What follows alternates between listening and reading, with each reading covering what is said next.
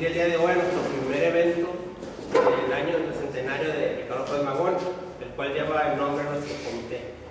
Es la primera actividad que se trata de que nos nutramos un poco más del personaje de aquí de los compañeros del comité, que inició el 7 de noviembre del 2014. Varios que estamos aquí son miembros fundadores, que inició con la lucha social, el activismo social, apoyamos marchas, encabezamos luchas apoyando que se hubiera justicia, desde el movimiento de Ayotzinapa, la lucha por los desaparecidos, la lucha magisterial, entre otras. Posteriormente ya nos dedicamos a lo que es a la actividad de las colonias, para fortalecer el trabajo comunitario, rescatar lo que es el trabajo en equipo, y hacer las jornadas para que podamos juntos a la mano llevar un mejoramiento a la comunidad. El día de hoy pues tenemos aquí a nuestros compañeros que nos van a hacer la primera exposición a todos. Hablar de Ricardo Flores Magón es para muchos un personaje que es el principal precursor de la Revolución Mexicana. Él, a través de su ideología, a través de su periódico Regeneración, incitó a mucha gente para que se levantara en armas. Flores Magón fue un personaje que se dedicó por la lucha obrera, la lucha de los más desamparados, y es por ello que nosotros adoptamos el nombre. Usamos ciertas ideologías, las adaptamos a nuestra época para dar esa lucha y continuar el trabajo. Más que nada quiero agradecerles a todos y no quiero extenderme más aquí a los compañeros por asistir el día de hoy, y espero que disfruten de la exposición. Muchas gracias. Roberto, ponte aquí para que también se vea en imagen solamente vos. Lo voy a hacer bien por ahí. Ándale. Compañeros, mi nombre es Roberto Ramírez Ornelas, soy miembro fundador y responsable de formación y capacitación política de nuestro grupo Ricardo Flores Magón. Estudié la licenciatura en Administración de Empresas y ejercí mi profesión por más de 20 años.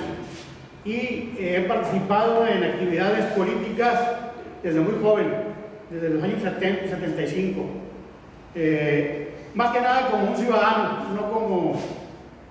nunca he sido de la idea de ser miembro o tener que sujetarse a las reglas de un partido que a veces con los que tienes diferencias. Y obviamente, si tienes diferencias, te hacen a un lado. Entonces, más que nada ha sido una participación como ciudadano. Este año, el gobierno ha decretado el año 2022 como el año de Ricardo Flores Magón, precursor de la Revolución Mexicana. En el marco de este reconocimiento y como parte del programa de capacitación política, estamos organizando, como ya lo comentaba nuestro coordinador Paul Crosway, varias conferencias pláticas acerca de nuestro personaje, en el que nos hemos inspirado para seguir participando política y socialmente. Ricardo Flores Magón, considerado precursor de la Revolución, hombre de férreas convicciones, inició su participación desde muy joven, dando su primer discurso en contra del dictador Porfirio Díaz a la edad de 18 años, lo que ocasiona su primera detención, siendo acusado de alterar el orden público. Fue su primer encarcelamiento a los 18 años.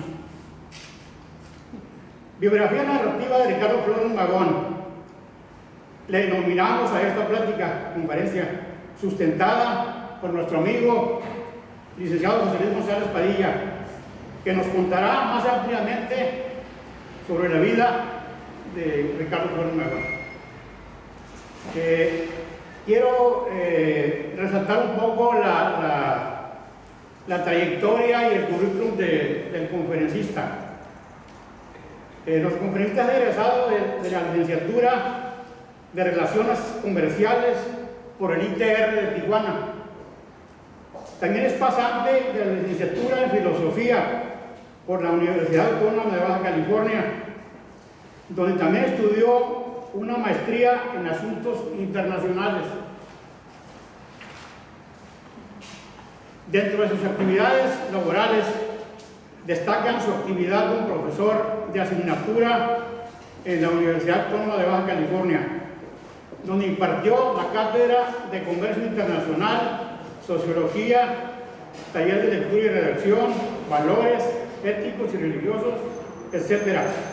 También impartió cátedra de positivismo en México, filosofía de la praxis y otras materias filosóficas y humanistas, valga la redundancia, en la Escuela de Humanidades de la UABC, Universidad Autónoma de Baja California.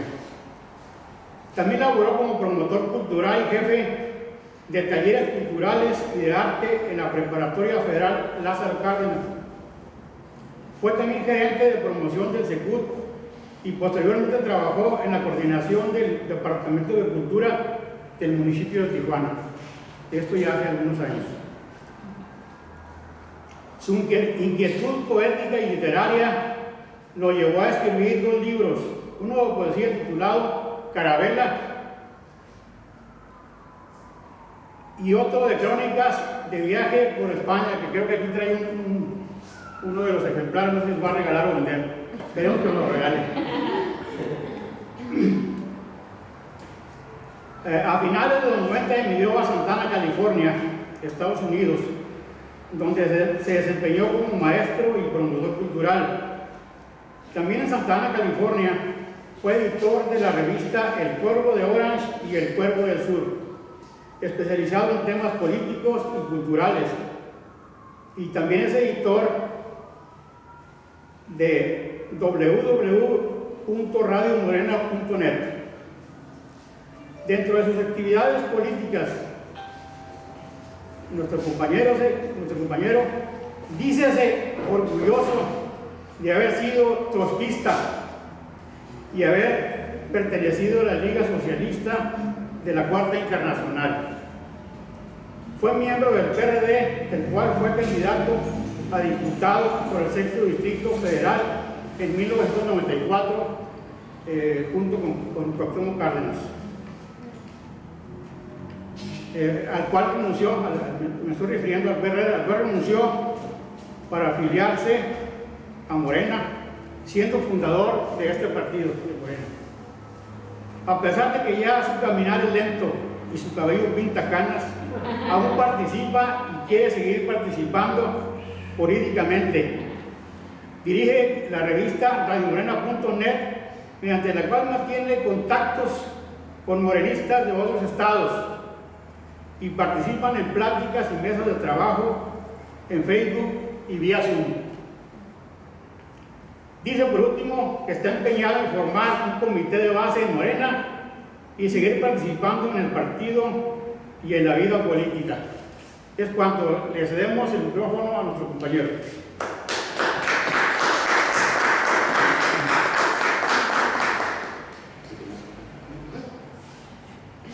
Muchas gracias. Un placer estar con ustedes. Ustedes fueron a Ricardo Flores Magón, tamaño nombre que le pusieron, porque Ricardo Flores Magón está a la altura de Che, a la altura de José Martí, a la altura de Hidalgo, Zapata, y todos los prohombres que han hecho del mundo una utopía respirable, aunque pues, no logró implantar sus ideales. Algo dejó en la Constitución de 1917 que nos honra y que nos honra, ¿no? Vamos a empezar por donde nació. Él es oaxaqueño, nació en Oaxaca. ¿En qué parte de Oaxaca? Nace en San Antonio, el Ojochitán, Oaxaca. Antes de esto, quiero leer un epígrafe que él pone acá. Abro comillas, son palabras de él. Solo tengo fe en 2 cosas que amo, tú y la revolución. Sí, María, fuera de ti y la revolución, nada hay para mí y nada quiero. De las 2 estoy enamorado. Y hasta su muerte, ¿no? Por cierto, la señora está sepultada aquí en un panteón de Ensenada, por ahí ve a Papatayo retratado en la tumba, ¿no? La mayor parte de esta charla la he tomado del libro No hay virtud en el servilismo, la frase es categórica. Los servilistas, ¿qué virtudes pueden tener? Los lamebotas e intestinos suspensivos, ¿qué virtudes pueden escuchar? ¿Qué virtudes pueden hacer? Su padre llegó a decir, todo es de todos. ¿Sí? Esa es una imagen socialista. Todo es de todos, como debiera ser, ¿no? Como el viento. La tierra debe ser como el viento también, respirable de todos. Su madre, muchos años después, ya a punto de morir, estando en su cama de agonía, Porfirio Díaz le mandó un emisario para que le dijera a la señora que sus hijos estaban en la cárcel, ¿verdad? Que si quería ver a sus hijos, que él se los mandaba inmediatamente, en 15 minutos estaba ahí. Y la señora le respondió, vayan y díganle al presidente, ¿verdad? Díganle al presidente que prefiero morir sin ver a mis hijos. Es más, díganle que prefiero verlos colgados de un árbol a que se arrepientan de lo que han dicho o hecho. De esa manera eran los progenitores de don Ricardo Flores Magón. De ahí que, bueno, imagínense. Por ahí mi café está preparado, ¿verdad? Lento, mi compañero. Por cierto, le di clases a Roberto cuando estaba en la universidad, una cátedra que se llamaba Sociología Administrativa. Y era un camuflaje, ¿no? Que hicieron la maestra Ruth Vargas Leiva y el profesor León Zavala, donde se estudiaba materialismo histórico en el seno de la Escuela de Contabilidad y Administración. Ahí sus grupos. Por eso es medio de izquierda el hombre. Aunque la ideología no se hereda, en este caso, 2 de los 3 hermanos, uno cuitió, ¿verdad?, heredaron las convicciones de sus padres. Jesús Flores Magón, después de sufrir la primera cárcel, dijo, yo a este hoyo no me vuelvo a meter, ¿no?, como dijo el conejo. En 1885, don Ricardo tenía 11 años, la familia emigra a la capital del país a sobrevivir junto con la podrería, ahogada en la miseria que propiciaba un régimen corrupto y depredador, como era el de don Porfirio Díaz. Perdón, dije don Porfirio. No, Roberto me regañó, me dijo, no digas don Porfirio, el don es una palabra que enaltece al hombre, ¿no? Aquí correr todo lo que puse de don Porfirio. 7 años después, a la edad de 18 años, en 1892, de ese temprano año, en un mitin callejero frente a la Escuela de Minería, no sé si ustedes han ido a la Ciudad de México, antes ahí estaba el Caballito, un señor que a caballo ahí, que estaba en el Zócalo antes, mucho antes, ¿no? Bueno, ahí dio su primer discurso contra el dictador. En ese discurso profundiza, no se queda en el simple reclamo, ¿no?, a la dictadura. Denuncia la corrupción electoral desde entonces, cómo se controlan las elecciones, cómo son presionados los campesinos y los obreros de perder sus trabajos si no votan por el dictador. Remata su discurso denunciando a las empresas extranjeras que controlan el país. Si ustedes recuerdan, en el presente inmediato, bueno, las transnacionales estaban ahogando a México. Acaba de correr Obrador a la empresa de energía de España, y váyanse a robar a su tierra. Y en efecto, están robando su tierra. Subieron los precios de la electricidad en España, como se imaginan. El padre de Ricardo Flores Magón era un caudillo mixteco. Él y sus ascendientes lucharon con Juárez contra los franceses y eran del ala roja del liberalismo. Fueron reprimidos después de ese discurso, fueron presos 4 veces en México, otras tantas en Estados Unidos. Fueron golpeados, algunos dejados por muertos.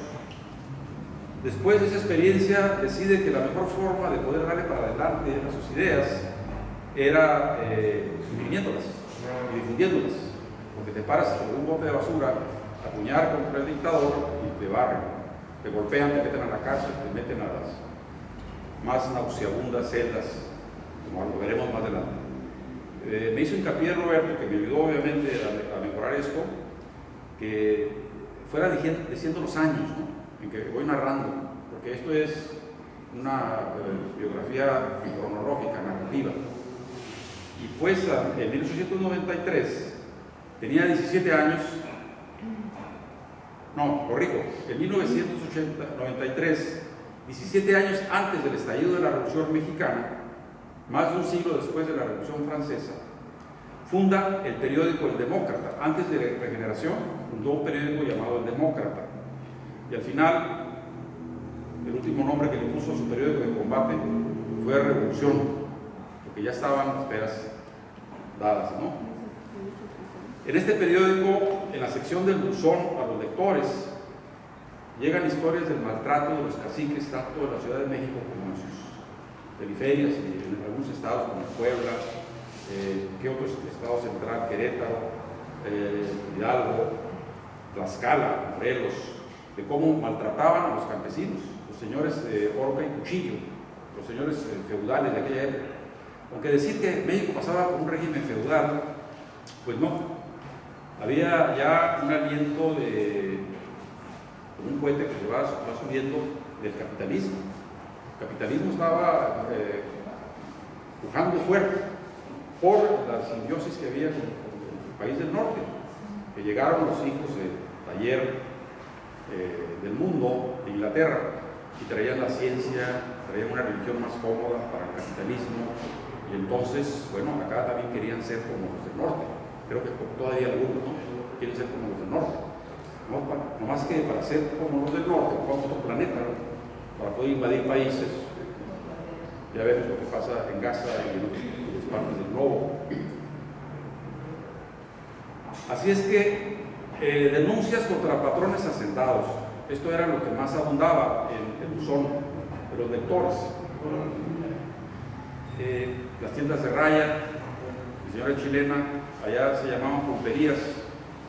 El pulpo, ¿verdad?, que tiene en la tienda todo, y pueden salir, están en el desierto, y ahí les venden las peras a 20, y bueno, con cupones y todo lo que puede ser para esquilmar. Eso era lo que sucedía en las haciendas. Este periódico inaugural no duró ni 3 meses. El esbirro del Distrito Federal, Miguel Cabrera, jefe de la policía, llegó con su equipo de matones a la imprenta, destruyéndola y golpeando a los que ahí se reunían. Se avisora el nuevo siglo, siglo XX, 1900. Nuevo siglo, nuevo periódico, nueva cárcel. Pasaron 4 años, 3 de los cuales los pasó Ricardo estudiando jurisprudencia, hizo un paréntesis en la lucha, pero luego dejó la universidad, le apresuraba a meterse a hacer la revolución, con injundia y con todo, ¿no? Así es que abandonó sus estudios para fundar un nuevo órgano de difusión. Fue hasta 1900 cuando relanzaron de nuevo su empresa Revolucionaria. Ahí se inaugura el 7 de agosto de 1900 el periódico Regeneración, el cual le damos los morenos de Morena el nombre. El lema que tenían era contra la administración de la justicia. Leyéndolo de otra forma sería contra la injusticia. Era el lema de Regeneración. Porfirio lo toma al principio como un pasquín, ¿no?, que no compone. Les dice a sus guardias, a su policía: no, nomás pastoreo, ¿no? ¿Qué me van a hacer a mí si soy el héroe de la batalla del 5 de mayo? Un periodiquillo pitufo, diríamos ahora. Pero luego empezó a hacerle callo iba a decir otra vez a Porfirio Díaz, y entonces empezó a ponerle en el celular. En ese año, de 1900, allá por el mes de agosto, en San Luis Potosí, un grupo de liberales que se hacía llamar Club Liberal Ponciano Arriaga. Ponciano Arriaga era también un héroe de las batallas allá contra los franceses, y creo que el hijo se heredó el mismo nombre. Y era el que estaba aquí ya formando este club, ¿no? Club Liberal Ponciano Arriaga. En este club se publica un manifiesto donde se pide la unión de todos los anticlericales de la República. Y en menos de un año estos grupos se multiplicaron por 100. O sea, la Iglesia, como siempre, pues, toma el partido de los poderosos, casi siempre. Y bueno, se enconaban contra la Iglesia, los liberales, ¿no? Acuérdense que Juárez está castigado, creo que lo tienen en el baño, en algunas familias de ¿cómo se llama este estado que está a un lado del Popocatépetl, de Puebla? Para cuando van al baño dicen: voy con Juárez. Allá lo tienen en el baño, todavía hay reminiscencias de eso, ¿no? El señor presidente. disculpas por esta plebe. Bien, entonces se firma ahora este periódico como periódico independiente de combate. Ya estaba metiéndose en la pólvora el asunto. ¿Sí? Más adelante vamos a ver una decisión en 1911 entre los liberales, porque ellos querían irse por la vía electoral, y obviamente los Magón ya iban con las armas. Decía José Martí, uno de los héroes que más admiro, José Martí, el libertador de Cuba, España, decía que un ser humano, un hombre que hace una revolución innecesaria, no tiene perdón, pero menos tiene perdón aquel que, habiendo que hacer la revolución, no la hace. Y este era el caso de Flores Magón, y era el caso de José Martí. O sí, había que hacer la revolución, y como armada, ¿no? Como cuando ya no se puede hacerla de otra forma, pues es con las armas. Entonces, ahora no lleguemos a eso, porque son 1 millón más de muertos, no, ahora van a ser más, ¿no? 1 millón de muertos la Guerra Civil Española, 1 millón de muertos la Revolución Mexicana, aunque ahora están muriendo sin necesidad de revolución, ¿no? Por el coronavirus, por los gastos, por la pandemia, por todo. 1901, estaba naciendo el siglo XX, febrero, 5 de febrero. Ricardo Flores Magón participa como orador, mientras los demás oradores se emocionan pregonando las maldades del clero. Ricardo va duro y a la cabeza del dictador, como la razón principal de los males que padece el país. Y puñar contra el dictador pues no era ninguna cosa liviana. Peligraba su vida, podían matarlo, lo metieron a la cárcel, lo torturaban estando allá adentro. No lo mataron, por la gracia de Dios, yo creo.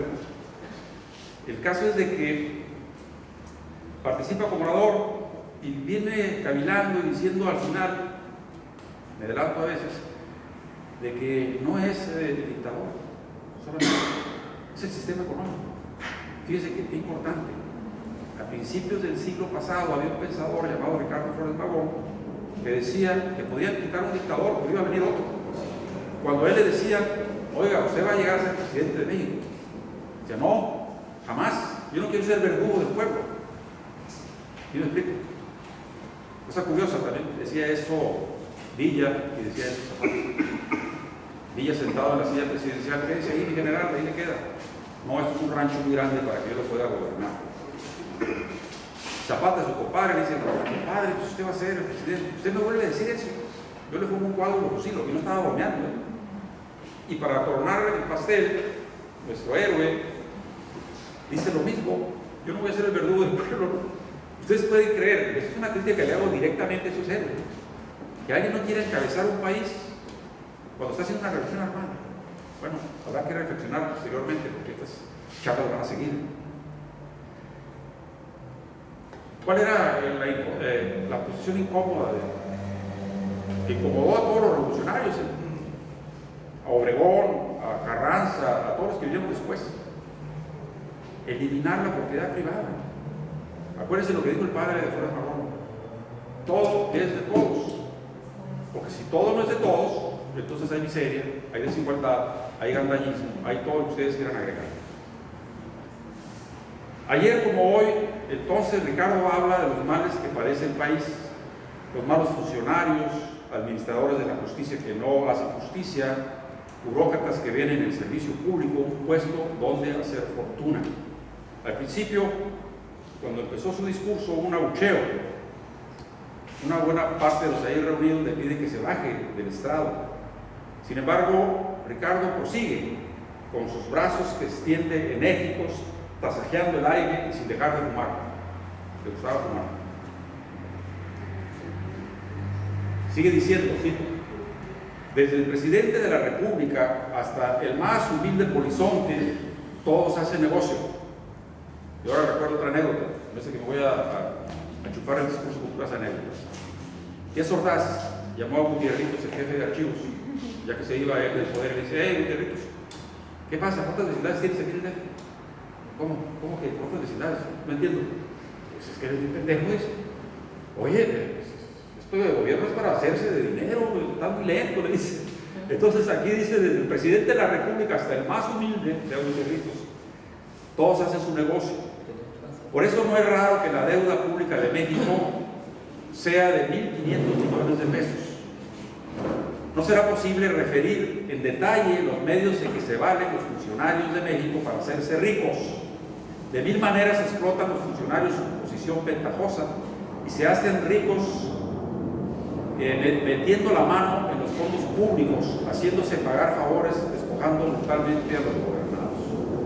Desde Pizarro y Hernán Cortés, que invirtieron sus capitales privados para conquistar a México, ¿verdad? Quien invierte en la política o en el dominio, pues quiere recuperarse. Y se recupera obviamente de mala forma, no con su sueldo de burócrata. Sigue diciendo Flores Magón, hablemos como hombres. Yo les pregunto, ¿cómo vamos a convencer a los pobladores de que el Partido Liberal es su partido? Que se propone reparar las injusticias que se hacen contra él. Solo hay una contestación posible, señalando directamente así, con el dedo condenador, al que maneja la administración nacional, esa máquina monstruosa que aplasta bajo sus ruedas sus esperanzas, sus aspiraciones, sus cuerpos. Expulsemos a Porfirio Díaz. Librado Rivera lo escuchaba, el hombre que lo acompañó hasta su último día en la cárcel estadounidense. Figúrense,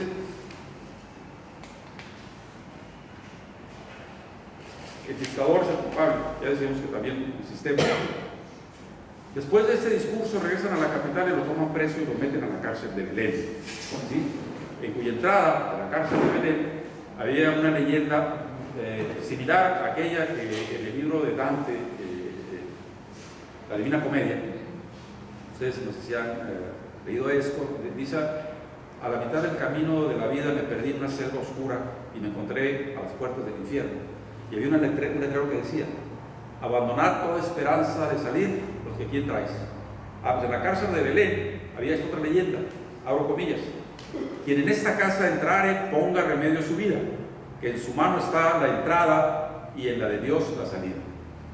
Solamente Dios, ¿no?, lo podía sacar de ahí. De ahí se lo llevan a San Juan de Ulúa, eran las cárceles famosas de aquella época, ¿no?, en Veracruz. No obstante, preso, los cabecillas, Regeneración continúa saliendo sin interrupción, causa por la cual ya nerviosón el caudillo de la playa de Puebla, ¿verdad?, se las carga más, les cierra más el castigo, los tiran a las Bartolinas, hoyos nauseabundos que resuman agua e insectos. Imagínense durmiendo, una tarántula le cae y por ahí anda caminando sobre su cuerpo, todo es húmedo, hay un pie de humedad en la celda. Por eso el hermano Jesús, pues, de Flores Magón, dijo: yo aquí paro, ¿no?, me voy por la vía legal, estudió también Derecho. Por varias semanas internan a nuestro personaje en un calabozo donde la oscuridad era tal que no se alcanzaban a ver las manos. Sin embargo, Regeneración continúa publicándose con los esfuerzos de su hermano Enrique y de Eugenio Arnauz, solo que el dictador arremete, ya más que nervioso, amenaza con asesinarlos en la cárcel si tan solo sale un número más de Regeneración. Los tenían pillados, se suspende un tiempo. Regeneración, debe ser, ¿no? Hay que ser valientes, no temerarios. Término medio, ¿no? Todavía seguimos al principio del siglo pasado. Represión y asesinatos se están dando cuando ellos salen después de la cárcel, listos para seguir la lucha. Jesús abandona en ese momento la causa y me recuerda un poema de Bertolt Brecht, el poeta alemán, que dice: hay hombres que luchan un día y son buenos, hay otros que luchan un año y son mejores, hay quienes luchan muchos años y son muy buenos, pero hay los que luchan toda la vida, esos son los imprescindibles. Volvemos a calar el rosario de estos hombres, ¿no? Bolívar, Martí, el Che, Chávez, en fin. Ahora Ricardo y Enrique continuarán la lucha. Acuden a Daniel Cabrera, que tiene un periódico viejito como me hizo llamar ahorita que pinto canas, soy el único, por cierto, que pinta canas. Este hombre era un viejillo ahí que tenía un periodiquito que no daba, ¿no? Entonces llegan los hermanos Magón, oye, ya no podemos sacar Regeneración, ¿por qué no nos prestas el periódico para echar para adelante? Y le dice Daniel Cabrera, muy bien, órale, nada más que me tienen que prometer algo, con una condición, que de veras le pongan en su madre a Porfirio Díaz. Bueno, allá avanza la esperanza. 1902. Bueno, la publicación de los periódicos que los Magón imprimían, sus ideas y las de otros, con la gente que participaba también del pueblo, pues no eran cantidades muy grandes, 10,000, 15,000, 20,000, 26,000. Pero lo peor del caso es que México era un país de analfabetas y la mayor parte estaban en el campo. Entonces, una impresión de 26,000 ejemplares, ¿a dónde llegaba? ¿A quién? Era la levadura para que la revolución creciera. Habría que ver, ¿no? Habría que ver. Hay dos formas de poder educar a la gente. Una es con la palabra, ¿sí? Y otra es con el ejemplo. Un gran orador, por ejemplo, en tiempos modernos, Fidel Castro era un orador que estaba 6 horas hablando en la plaza y nadie se movía. El Che no era muy buen orador, pero daba el ejemplo, ¿no? Se fue en armas a tratar de liberar países, entre ellos Bolivia, que ahora es un país socialista, el más movimiento socialista. A ver si podemos lograr algún día que Morena sea Morena Plus, Morena Más, Morena Movimiento al Socialismo. No nos hagamos bolas, ¿no? Ah, caramba, estoy citando a un presidente prohibido. El camino es el socialismo. Nuestro personaje lo avala. Ricardo Flores Magón. Un socialismo anarcosindicalista. Ahora sí que a piso raso, sin autoridades, sin liderazgos funestos. Ahora el objetivo de ataque no era Porfirio, que ya estaba cayéndose de viejo, sino un general llamado Bernardo Reyes, que era gobernador de Monterrey, de Nuevo León, que había hecho un ejército privado para poder pegar a quien fuera, inclusive a don Porfirio si era necesario, y para poder sortear, ahora sí que los escollos de las elecciones de 1904. Así, el 12 de septiembre de 1902, el esbirro mayor de don Porfirio toma presos a don Magón y 2 compañeros más, quienes son arrestados y enviados a la prisión de Santiago Tlatelolco. Ahí los presos descienden a algo peor que las Bartolinas, las llamadas cartucheras. Que no voy a explicar de qué se trata, tal vez después, ¿no? Pero imagínense el primer ciclo del infierno, el segundo y el tercero, para reventarlos, pues. Pero eran de una sola pieza. Ni se rendían, ni se quebraban.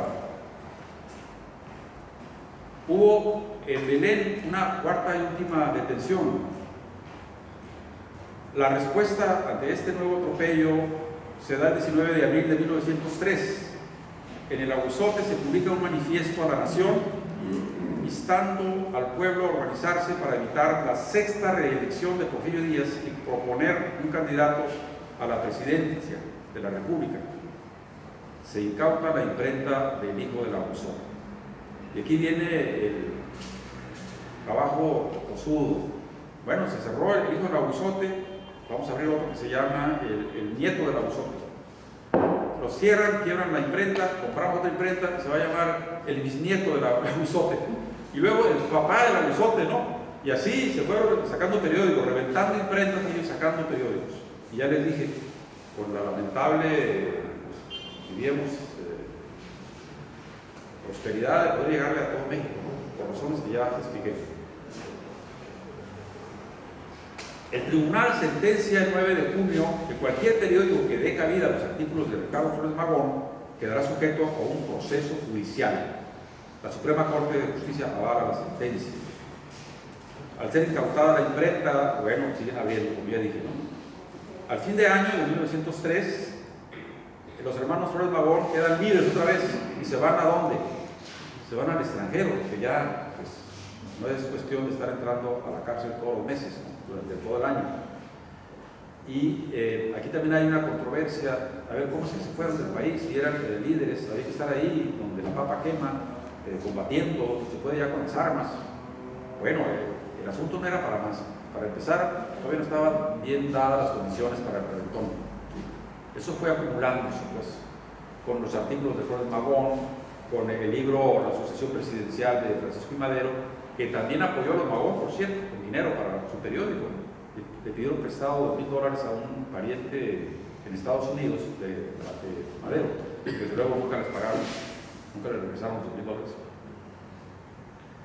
Entonces hacen un autoexilio, que no quieren irse a Canadá, a Nueva York, pero está muy lejos, ¿no?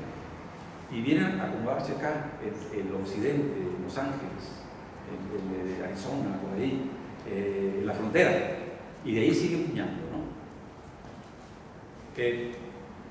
Los ubicamos en 1904 en la ciudad de San Antonio, Texas. Obviamente que antes como ahora, los Estados Unidos no tienen amigos, tienen intereses. Y para ellos el gobierno de Porfirio Díaz era un buen gobierno, porque dejaba entrar sus trenes, ¿no? Dejaba explotar las minas, dejaba territorio aquí en Mexicali para que los campesinos norteamericanos de capital explotaran las tierras, y bueno, era un fenómeno de gobierno para ellos. El caso es de que Porfirio Díaz, y esto lo digo entre paréntesis, era un viejo muy astuto. Dice, estos gringos se creen los dueños ya de donde pisan. Los trenes los tienen ellos, tienen las minas, tienen esto, tienen lo otro. Si no les ponemos una competencia, se van a quedar con el país. Así pensaba el viejo también. Y entonces invitó a los franceses para que invirtieran en México y así sortear la situación, que no hubiera la gandalla de los gringos. Y curiosamente, si ustedes voltean a ver el inmediato presente, ¿por qué se sobrevivió Cuba y sigue sobreviviendo? Porque la apoyó la Unión Soviética. Si no, se la hubieran echado, obviamente. ¿Por qué sobrevive todavía Venezuela? Porque China y Rusia están dándole cuerda, ¿sí? Entonces Porfirio Díaz no andaba tan mal a la hora de invitar a los franceses, ¿no? Como inversores preferenciales, diríamos, o a la par que los gringos, cuando menos, ¿no? En San Luis, Missouri, también tuvieron otra parada, un vagón, y ahí se encuentran con un semillero de organizaciones obreras. Cuando alguien dice socialismo aquí, estamos muy cerca de Estados Unidos. Pues desde entonces, de 1905, ya había gente socialista de las organizaciones obreras y los sindicatos luchando contra el poder imperial y apoyando a los revolucionarios vagonistas. Ahí los liberales se dividen, llega la manzana de la discordia, ¿no? Camilo Arriaga predica que ya se está poniendo muy caliente la cosa y que esto no va a ir a otra parte más que a una revolución armada, y que él no está de acuerdo. Lo cobija Francisco Madero, obviamente, vente para acá, ¿sí? Que suspende la ayuda a los vagonistas, pero además de eso empieza a tirarle mierda a los vagonistas, el apóstol de la democracia, ¿sí? Hay quien dice que Madero es un traidor. Yo platicaba con Roberto días pasados, no fue ningún traidor, no traicionó a su clase, ¿no? Los terratenientes. Hay un dicho que dice, si quieres que una revolución fracase, dirígela. Si yo soy un potentado que sepa dónde va la bola, hago un libro que se llama La sucesión presidencial, todo por la paz, nada por la guerra, y defiendo a mis compadres que no se les vayan a quitar sus haciendas. Así de sencillo. Se le critica porque dijo en el plan de San Luis que había que regresar la tierra a los indígenas que les fueron arrebatadas. Pues luego quitó eso cuando hizo el pacto de Ciudad Juárez con Porfirio, con la gente de Porfirio. Lo quitó. No, espérense, yo no dije eso, yo no lo voy a hacer. Y lo repitió cuando era presidente, no voy a entregar las tierras. Y por eso casi lo fusila Zapata. Entonces imagínense esta piecita de adorno en el cementerio civil mexicano, tan loado por algunos, hasta por el presidente. ¿Cómo creen que lo miraba Ricardo Flores Magón? Como un advenedizo, como una persona que estaba a favor de los intereses de los terratenientes, pues. Ricardo señala que Porfirio Díaz jamás caerá en el juego de la legalidad del sufragio efectivo. Camilo Arriaga y su grupo, el que se descinde de los liberales, después del rompimiento, señala que los anarquistas de Ricardo derivan tarde que temprano a la vía armada. Publica un periódico al que llama Humanidad. Ahí me traen la monedita, ¿no? Humanismo, somos humanistas. ¿Y eso qué cosa es? Eran humanistas también los revolucionarios franceses, ¿no? Los burgueses que realizaron la toma de Francia. Y cuando los siervos y los campesinos decían, ok, igualdad, fraternidad, libertad, también para nosotros, respondían con la artillería, la infantería y la caballería. Esos eran los humanistas, ¿no? Que heredaron el poder de los señores feudales. Entonces a mí cuando me dicen humanismo se me enchina el cuero, ¿no?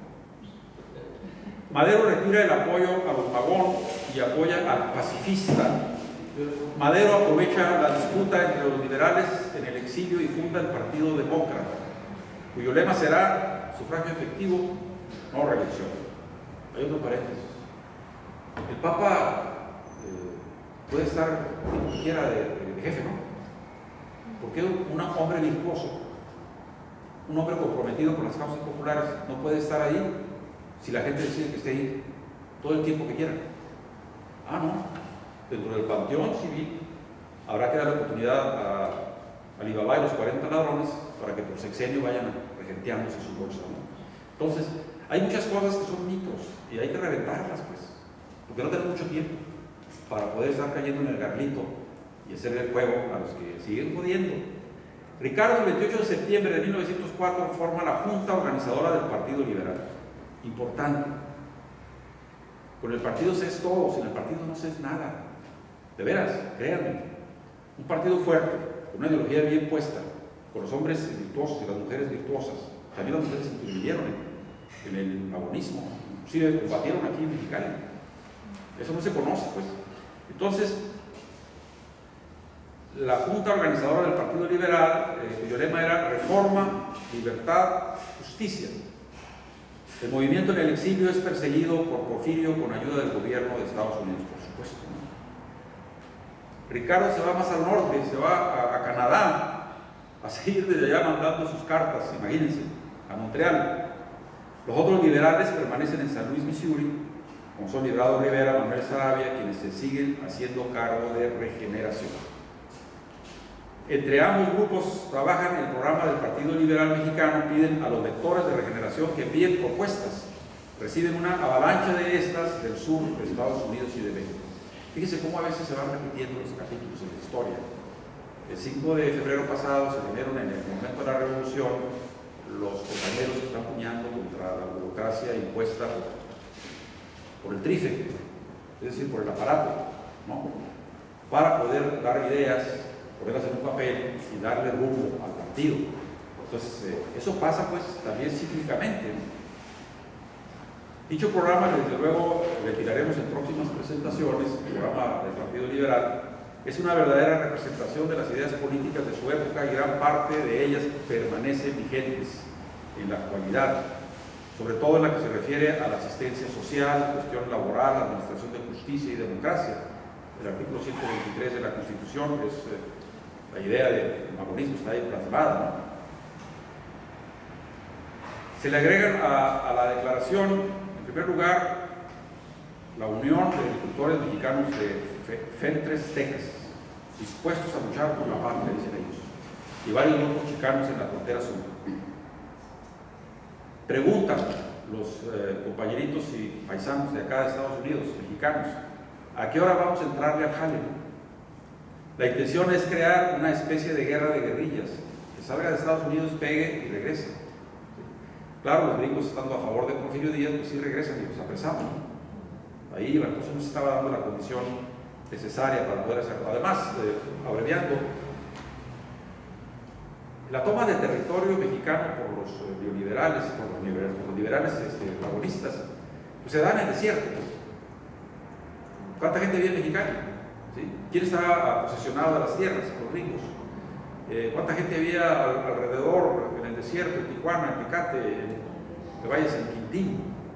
No había carnita donde tomar, pues no había ganado que robar para darle de comer a los los milicianos, no había armas, no había dinero para poder surtirlos, y la mayoría de los magonistas que luchaban en territorio ya con las armas en la mano eran extranjeros. Muchos de ellos ni siquiera eran anarquistas, había algunos fascinerosos ahí. Entonces, ¿cómo podían aprender eso? Contrario a lo que pasaba en Chihuahua, ¿verdad? Ese comevacas llamado Francisco Villa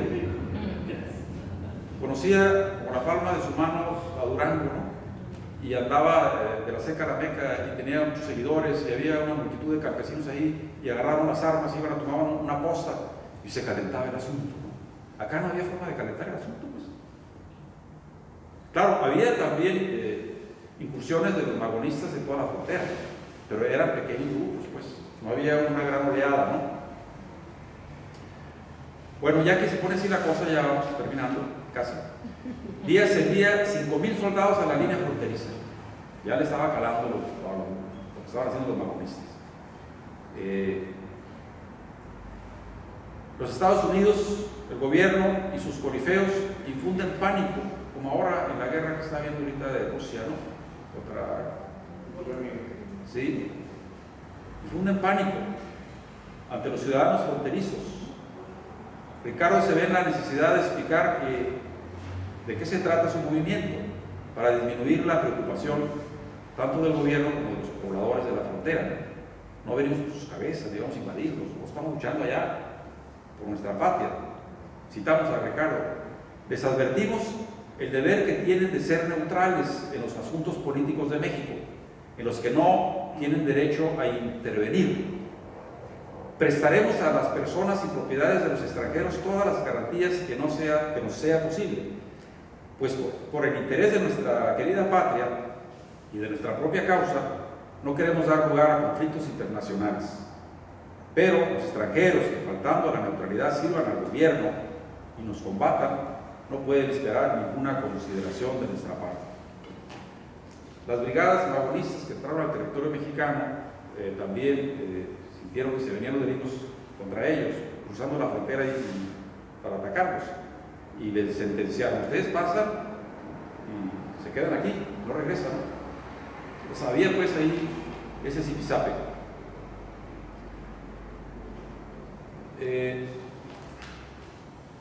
Estamos ya en 1906, 1908. Díaz pone precio a la cabeza de Ricardo Flores Magón. $20,000 por la cabeza de Ricardo Flores Magón. Regeneración pierde su permiso, obviamente, en Estados Unidos, ya le cancelan el servicio de correo. Bueno, se borran, pero ahora llega un periódico llamado Revolución. ¿Sí? Un periódico llamado Revolución, donde se pone más dura la crítica. Y bueno, siguen entrando y saliendo de la cárcel. ¿Tiene alguna victoria el movimiento? Sí.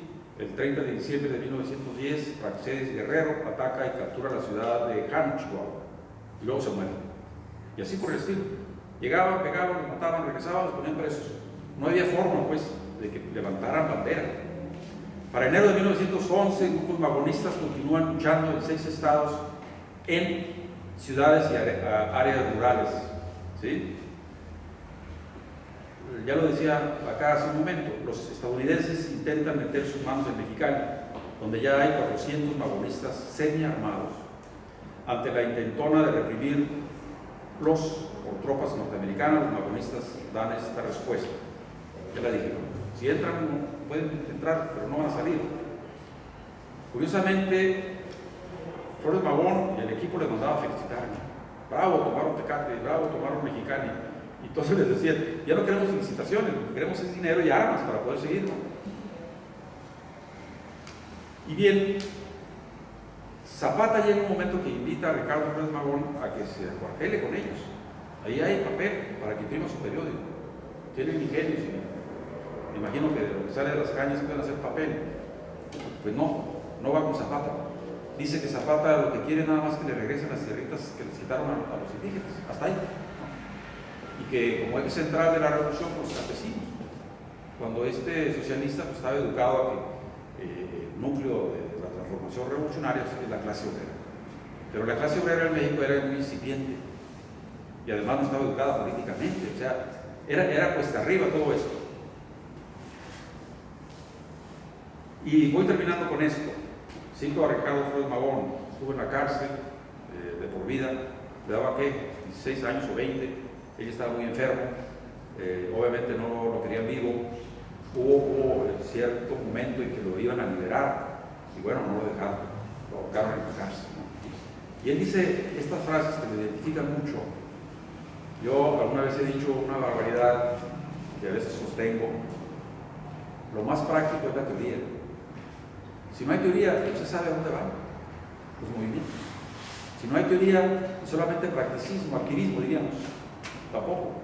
Entonces, fíjense lo que dice aquí Ricardo Flores Magón de la cárcel, ¿no? El 30 de octubre de 1920, 2 años antes de morir.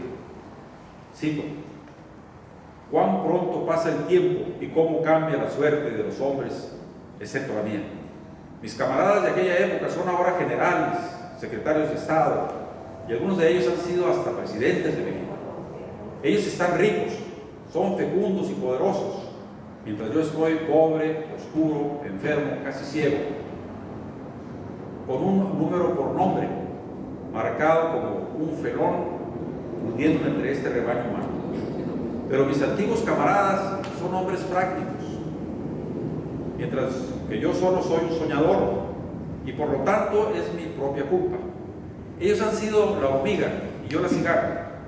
Mientras ellos han contado dólares, yo he gastado el tiempo contando estrellas.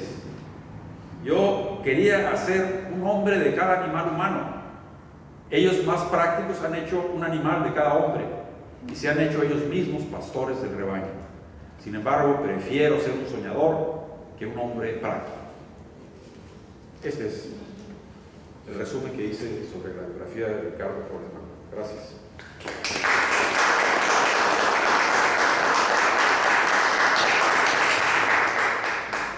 Compañeros, decía Ricardo Flores Magón, no son los rebeldes los que crean los problemas del mundo, son los problemas del mundo los que crean a los rebeldes. La rebeldía es la vida, la sumisión es la muerte. Ese era el lema de Ricardo Flores Magón.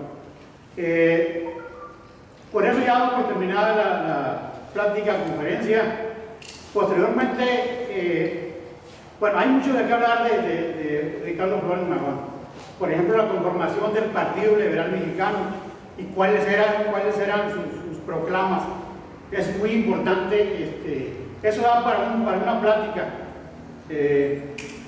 Y hablar más ampliamente sobre la toma de Baja California y que su objetivo, algunos autores lo dicen, que es ir a crear una república socialista en Baja California.